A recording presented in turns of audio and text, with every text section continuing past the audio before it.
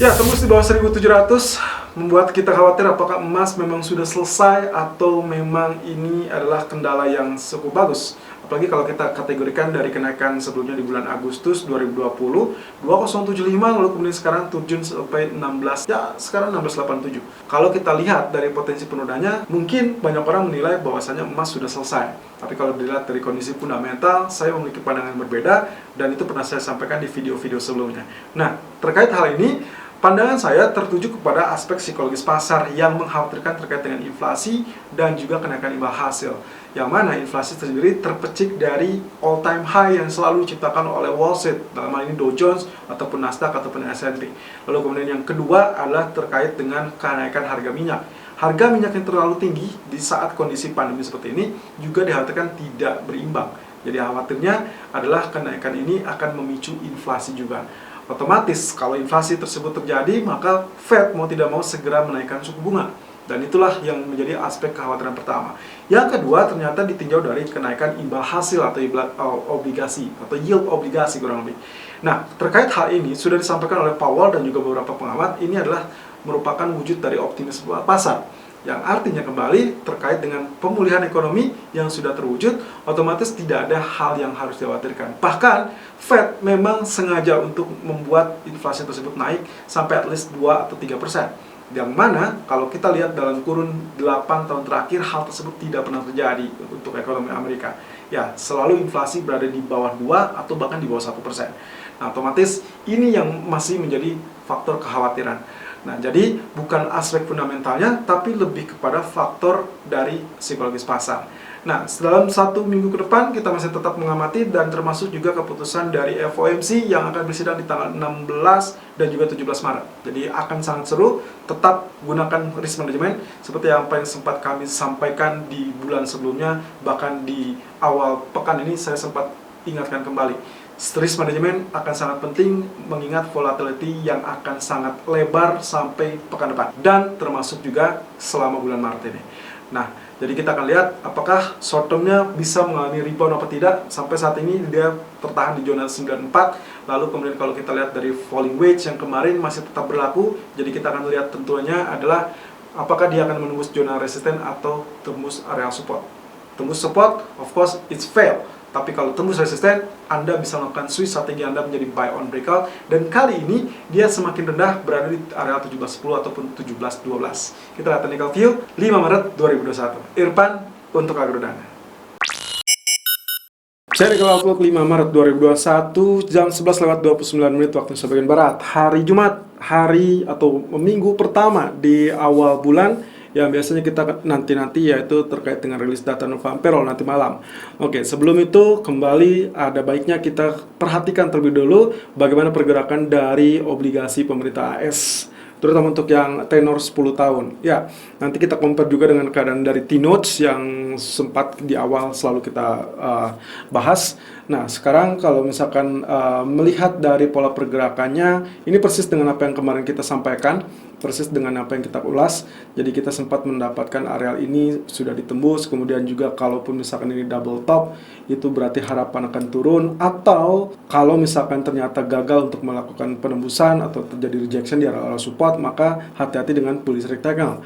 Dan yang ternyata yang terjadi adalah bullish rectangle-nya confirm ya. Walaupun sebetulnya ini bukan bullish rectangle tapi lebih kepada bullish flag. Tapi intinya terjadi rejection di area support dan membumbung tinggi sampai area 1.58. Bahkan pagi ini pun dia masih terus berlanjut mengalami kenaikan. Ini sebagai dampak dari apa yang disampaikan oleh Powell, sama sekali tidak mengisarkan terkait dengan aksi ataupun reaksi dari Fed untuk meredam kenaikan yield atau treasury yield ini. Nah, otomatis dari kenaikan ini mengakibatkan strong dolar yang akhirnya membenamkan atau menekan untuk gold. Nah, tapi untuk sekarang kalau dilihat dari pergerakannya, ya saya pikir di sini akan ada harapan di mana nantinya dia akan cenderung terkoreksi lagi. Either itu akan membentuk pola let's say melengkung seperti itu untuk kembali mengalami kenaikan atau memang melengkung untuk terjadi koreksi setidaknya sampai teritori 1.45. Ya, ini perkiraan dari sisi teknikal. Kenapa? Karena pandangan saya kalau dilihat dari potensi pergerakannya, ini kecenderungannya mirip dengan pola yang akan melengkung ke bawah. Berbeda dengan keadaan ini, cukup menukik tajam, lalu kemudian saat menukik tajam pun dia cenderung sideways, lalu akhirnya dia rally. Nah, sementara yang ini justru Anda perhatikan kenaikannya mulus sekali. Lalu di ujung ini dia kecenderungannya membentuk ujung tombak yang agak relatif tumpul, beda dengan ini lancip ya. Kalau lihat dari outlook satu hari atau daily-nya, outlook-nya masih tetap mengalami kenaikan dengan ekspektasinya adalah dia akan sedikit mengalami kendala di zona 1.668. Ini berarti mungkin saja akan sedikit terhenti. Kalaupun koreksi, perkiraan mungkin 1.50 atau 1.517 ya. Jadi saya melihat dari teritori ini. Sayangnya untuk obligasi Amerika ini kita tidak memiliki gambaran ataupun ya mungkin panduan yang lebih jelas ya. Nah, bagaimana dengan Treasury Yield atau T-Notes yang sempat kita gunakan di awal-awal? Nah, ternyata kondisinya sama. Lalu kemudian dia juga bullish terjadi dan ini hampir mau mengejar kembali teritori yang sempat tercapai 25 Februari yang lalu, yaitu dengan area tertinggi 1.61. Ya, kita masih akan lihat sampai saat ini 1.55 dan ini juga sama ya. Arealnya kalau kita pancing ke area kiri itu historical price-nya, otomatis ini yang akan dituju. Nah, tren lain juga masih bisa kita gunakan. Dan terakhir, kita akan melihat dari sisi DXY atau indeks dolar yang mana pergerakannya juga kembali mengalami rebound ataupun kenaikan. Of course, setelah obligasi yield atau yield obligasi AS mengalami kenaikan, itu pun menjadi dorongan yang sangat-sangat mutakhir untuk DXY atau US dollar. Nah, sekarang berada di zona 61.8% dari Fibonacci retracement kita. Lalu kemudian kalau diasumsikan dengan ini, ya ini bisa saja menjadi area double top. Tapi kita akan lihat apakah hari ini bisa ditutup dengan doji candle apa tidak. Nah, di grafik H4-nya, potensi kemarin otomatis lanjut dari kenaikan yang sebelumnya memang sudah diprediksikan. Jadi dia zigzagnya semakin tinggi ya, karena double topnya gagal, lalu kemudian dia memilih untuk jalur breakout ya, ada resisten. Nah, sekarang kalau kita lihat seperti ini, berarti Anda perkecil, Anda akan dapatkan ini adalah area teritori yang mungkin saja akan sedikit bikin dia stuck.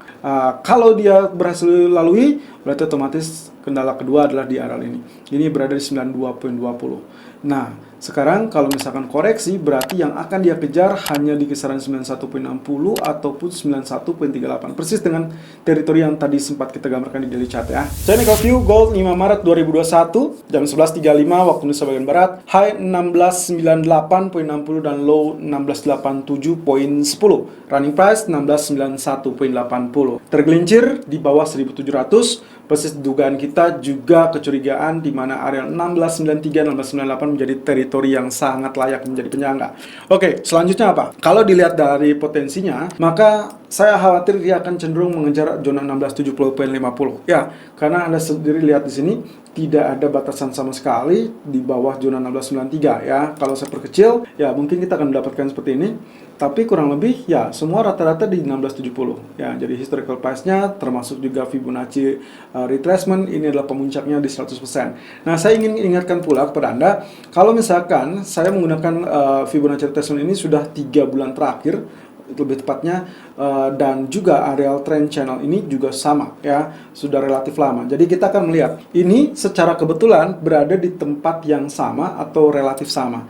Nah, apakah ini akan menjadi peluang untuk Anda memanfaatkan area pantulan, artinya ada buy on dip di sana, tapi kategorinya adalah medium term. Medium term, let's say 3 bulan ke depan, bukan untuk 1 hari. Ya, jadi ingat, kalaupun kita bicara tentang medium term, Anda harus bicara terkait dengan kecukupan dana Anda dan juga strategi yang layak untuk Anda gunakan.